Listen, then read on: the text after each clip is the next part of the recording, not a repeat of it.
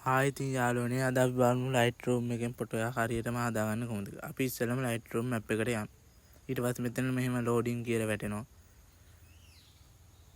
ඊට පස්සේ මෙතන මේ තියෙන යටින් නිල් පාටින් තියෙන gallery වගේ ෆොටෝ එක මේ ඒක ඔබා ගන්න ඕනේ. ඊට පස්සේ උඩින් මෙන්න ඒක ඔබවන්න වචනේ. ඊට පස්සේ අපේ gallery එකට යනවා. ඊට පස්සේ අපිට ඕන ෆොටෝ එක select කරන්න. ඊට පස්සේ ඒක Lightroom එකට වැටෙනවා. ඊට පස්සේ ඒක උඩ ටච් කරගන්න. ඊට පස්සේ මේ යට තියෙන මෙනු ටිකෙන් තමයි අපි එඩිට් කරගන්න ඕන. ඊට පස්සේ එතන පළවෙනිටම තියෙන ලයිට් කියන එකට යන්න. ඊට පස්සේ ඒ තියෙන ටික ඇඩ්ජස්ට් කරලා තමයි අපි හදා ගන්න ඕන. උඩ පළවෙනිටම තියෙන එක ඒ ඉර උඩ දෙපාරක් ටච් කරලා රින දෙකක් කරගන්න ඕන. ඊට පස්සේ මම මේ එඩිට් කරන විදිහට අනිත් ඒවත් ඒ ගානන් වලට ඔයාලා වෙනස් කරගන්න.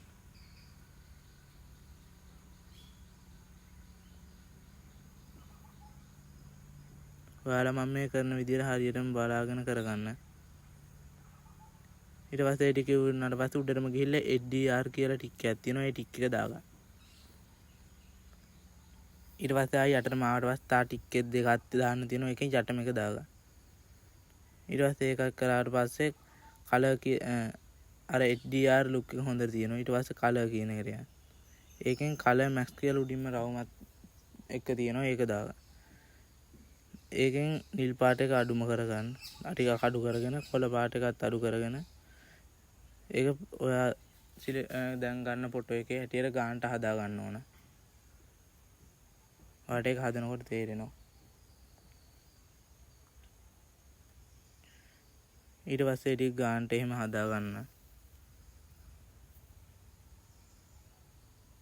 මම මගේ මේ ෆොටෝ එකේ හැටියට ගානට ඒව සිලෙක්ට් කරලා ගන්නවා. ඔයාලත් ඔයාගේ ඔයාලා පාවිච්චි කරන ෆොටෝ එකේ හැටියට ඒක ගානට මේව කරගන්න. ඊට පස්සේ ඒ කලර් කියන එකේ යටටම ගියාට පස්සේ තා ටික් දෙකක් තියෙනවා. ඒකත් ඔයාගේ ෆොටෝ එකේ කොළ පාටට පුරු වෙන්න ඕන නම් කොළ පාට එහෙම ඒක සිලෙක්ට් දා ගන්න ඕන ගානට. ඊට පස්සේ ඊට එහා පැත්තේ තියෙන අපේ ෆොටෝ එකේ වටේ කළු කරන්න සුදු කරන්න එහෙම පුළුවන්. ඒකේ පළවෙනි තුන විතරක් පොඩ්ඩ අඩු කරගන්න. එතකොට ගානට කළු වෙනවා.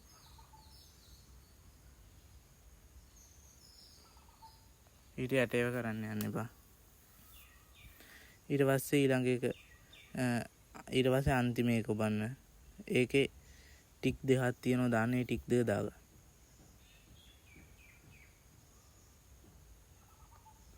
ඊට පස්සේ උඩින්ම තියෙනවා 33. මේ තියෙන්නේ මම ඔරිජිනල් එකයි හදපු එකයි. ඊට පස්සේ උඩම තියෙන 33 ඔබන්න. ඒකේ උඩින්ම තියෙනවා save photo කියලා. ඒක දෙන්න.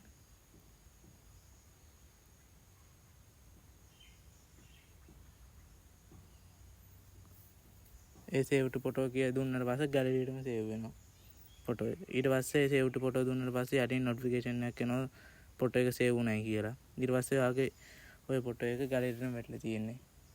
හරි ඉතින් යාළුවනේ ඔයාලා මේ විදිහට කරලා බලන්න. subscribe කරලා උදව්වක් දෙන්න යාළුවනේ.